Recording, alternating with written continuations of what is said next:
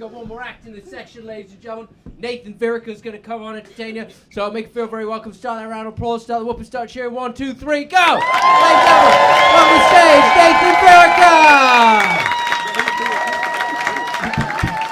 Keep it going!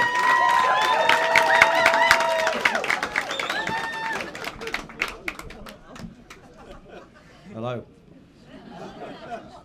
Right, so this is a free gig that none of us are getting paid for. So in the words of Confucius, circa 519 BC, how are you all doing tonight, you freeloading cunts?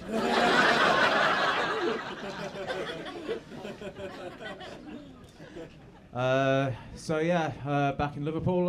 Always nice to be in Liverpool. Liverpool, of course, famous throughout the entire world for being the birthplace of Culture Secretary Nadine Dorries. Listen, you should hear the version about I do in Manchester. It involves Myra Hindley. You don't know how lucky you are, you really don't. Of course, Partygate continues to rumble on with Boris Johnson becoming the first sitting Prime Minister ever to be found guilty of breaking the law. Do you know, I actually thought I saw Boris Johnson out and about in Wigan earlier today, and it was, you know, it was a bit weird. Then I realised on closer inspection that I was actually just looking at an old pink space hopper that someone had dumped at the side of the road. I'll tell you what pisses me off. It's people who refer to Boris Johnson as just Boris, like as if he's your mate or something. He's not your mate. Boris Johnson is your mate in much the same way that Oscar Pistorius was a loving and protective boyfriend.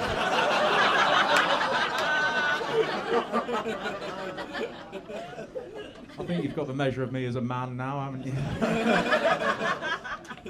Of course, the world is a pretty scary place at the moment, what with the whole Russia-Ukraine thing, especially with Vladimir Putin threatening to use nuclear weapons.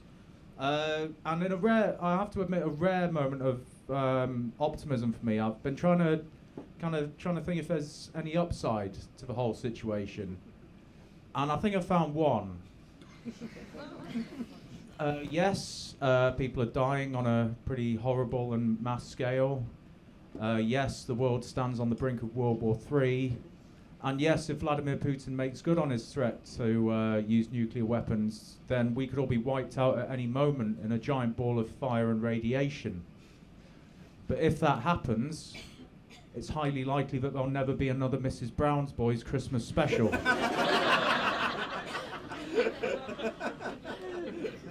Which is quite fitting if you think about it, because Mrs. Brown's Boys might be the one thing I can think of that's even less funny than the idea of humanity being wiped out in a nuclear apocalypse.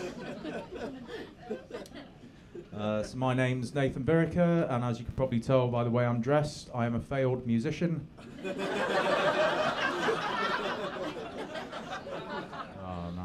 I mean, I don't know if any of you in tonight have dreams of your own. I mean, I can't see all of you, but from what I can see, probably not.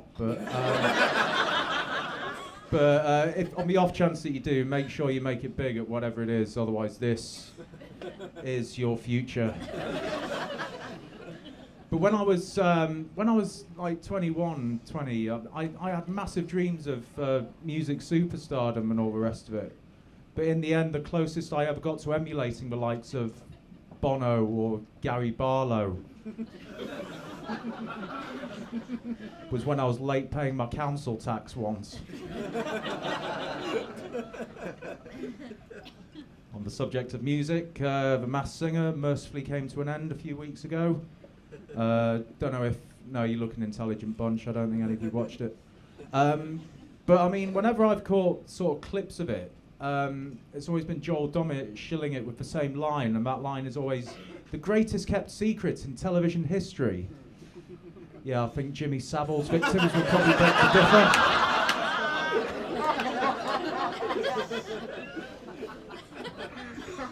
Jimmy Savile, man. One of the worst things ever to come out of Leeds. Arguably second only to the Kaiser Chiefs.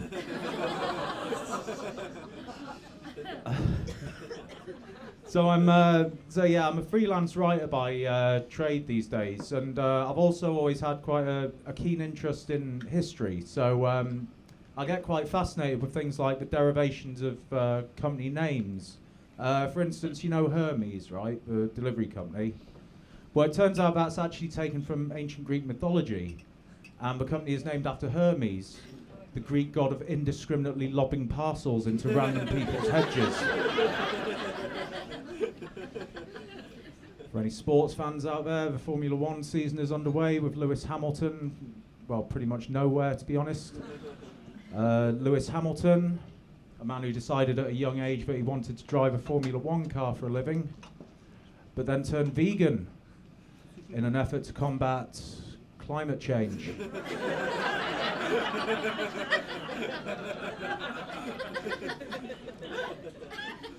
The environmental equivalent of giving your son a rape alarm after you've already sent him off to a Catholic boarding school.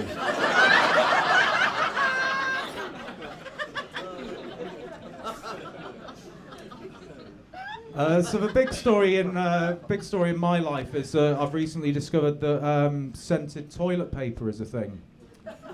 And this is what happens when your mum decides she's going to live with you. Just random stuff like this just turns up in your house unsolicited, and you have to make the best of it, really. But to cut a long story short, I may be single, I may be the wrong side of 30, and I may be skint. But at least I now have a lovely lemony bell end that I can be proud of.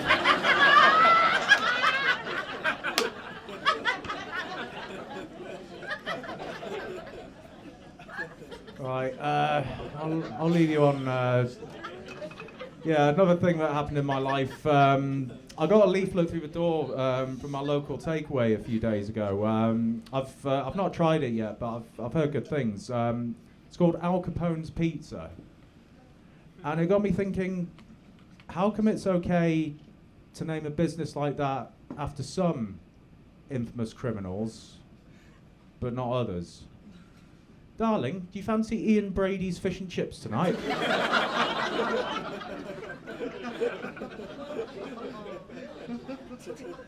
Yeah, I know, but we had Levi Belfield's burgers last weekend, don't you remember? Fine, Peter Tobin's tandoori it is. Did remind me, actually, I used to live in Essex for 10 years, and the local chippy where I used to live was called Churchill's. And it got me wondering if there's an equivalent bratwurst and potato takeaway somewhere in Bavaria called Hitler's. I did actually do a bit of research into that joke after I wrote it, and apparently there did actually used to be such a place in Poland, but apparently their oven's been on the blink since 1945. You see, Liverpool, you don't need Netflix to hear career-ending jokes about one of the worst atrocities that's ever happened. Oh, don't worry, it doesn't get darker than that. Actually, no, the red light hasn't come on. My mistake. Yes, it does. I'll leave you on this one, but this one's quite an important one, I think. It's to do with charity and philanthropy and all the rest of it. A friend of mine came over for dinner the other day, and we were sat just eating our dinner in front of the telly, when one of those charity appeal adverts came on. It was the usual horrendous sort of thing, starving kids with no clothes on, flies buzzing around their faces, drinking dirty water and all the rest of it. And my friend turns to me and he goes, "Do you know, I really hate how they keep showing these adverts when people are having their tea."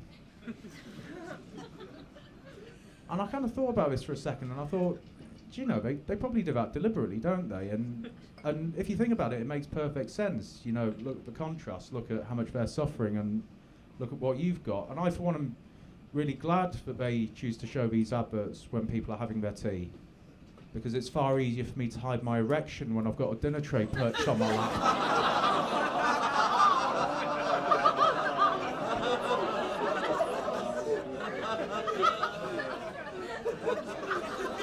I'm going to run away now and leave you to your evening. Thank you, Liverpool.